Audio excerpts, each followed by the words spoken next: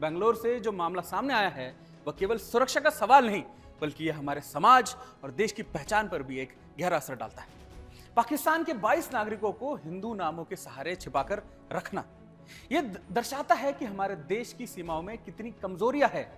यह घटना इस बात का सबूत है कि कैसे एक संगठित नेटवर्क फर्जी पहचान और दस्तावेजों का उपयोग करके भारत में घुसपैठ कर रहा है। जब ऐसे घुसपैठिए हमारे बीच रहते हैं तो यह निश्चित रूप से भारतीय समाज के लिए एक गंभीर खतरा है।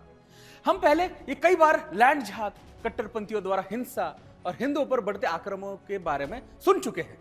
यदि ऐसी गतिविधियां जारी रही तो निश्चित रूप से यह स्थिति हिंदुओं के लिए और भी चिंताजनक होगी। कर्नाटक की स्थिति को गंभीर है।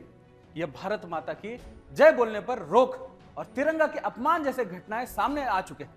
वहीं दूसरी ओर पाकिस्तान और फिलिस्तीन के झंडों को स्वतंत्रता मिल रही है। यह सवाल उठता है कि क्या कर्नाटक सरकार इन घटनाओं के लिए जिम्मेदार है?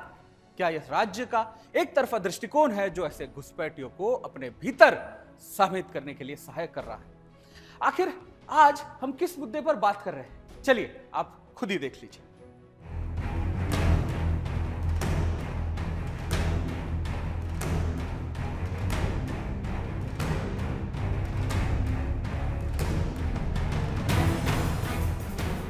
बेंगलुरु से एक चौंकाने वाला मामला सामने आया, जिसमें पाकिस्तान के 22 नागरिकों ने भारत में घुसपैठ की। ये लोग हिंदू नामों का इस्तेमाल कर अपनी असली पहचान छिपाकर कर्नाटक के अलग अलग इलाकों में रह रहे थे। क्या ये केवल एक अपराध है या हमारे देश के लिए एक गंभीर खतरा? पुलिस ने हाल ही में परवेज नाम के एक व्यक्ति को गिरफ्तार किया, जिसने इन पाकिस्तानियों को फर्जी दस्तावेज और पहचान पत्र बनाने में मदद की। आपको बताते चलें कि बेंगलुरु के जिगनी इलाके से एक परिवार के 4 सदस्यों को गिरफ्तार किया गया था, जिनसे पूछताछ में पता चला था कि वो सभी पाकिस्तान के नागरिक थे। इसके बाद पुलिस ने इस मामले में जांच शुरू की और बेंगलुरु के पीनिया क्षेत्र से 3 और पाकिस्तानियों को धर दबोचा। पूछताछ में ये भी सामने आया कि दावणगेरे जिले में भी कुछ पाकिस्तानी नागरिक फर्जी नामों के साथ रह रहे हैं। परवेज उन लोगों को फर्जी दस्तावेज और पहचान पत्र बनाने में मदद करता था, जिससे वो आसानी से कर्नाटक में छिपकर रह रहे थे। बेंगलुरु पुलिस ने मामले की गंभीरता को समझते हुए त्वरित कार्रवाई की। पहले गिरफ्तार हुए लोगों की मदद से उन्होंने अन्य पाकिस्तानी नागरिकों की पहचान की। ये गिरफ्तारी मात्र एक शुरुआत है, लेकिन ये सोचने वाली बात है कि अगर ये लोग आसानी से अपनी पहचान छिपा कर रह सकते हैं तो क्या भारत की सुरक्षा प्रणाली इतनी कमजोर है? ये घटना केवल कानून के उल्लंघन का मामला नहीं है, ये हमारे समाज के लिए एक बड़ा खतरा है। जब विदेशी नागरिक बिना किसी पहचान के हमारे बीच रहेंगे तो उनकी गतिविधियों और इरादे संदिग्ध रहेंगे ही।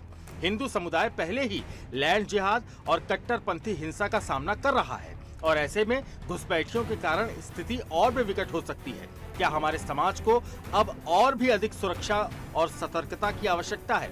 ये कदम महत्वपूर्ण है, लेकिन क्या ये पर्याप्त हैं? क्या हमें एक सख्त निगरानी प्रणाली की आवश्यकता नहीं है ताकि ऐसे घुसपैठियों को समय रहते रोका जाए? हमें समझना होगा कि यदि ऐसे घुसपैठिए भारत में अपनी जगह बनाते रहे तो इससे न केवल कानून व्यवस्था पर प्रभाव पड़ेगा, बल्कि हमारे समाज में अशांति का माहौल भी बनेगा।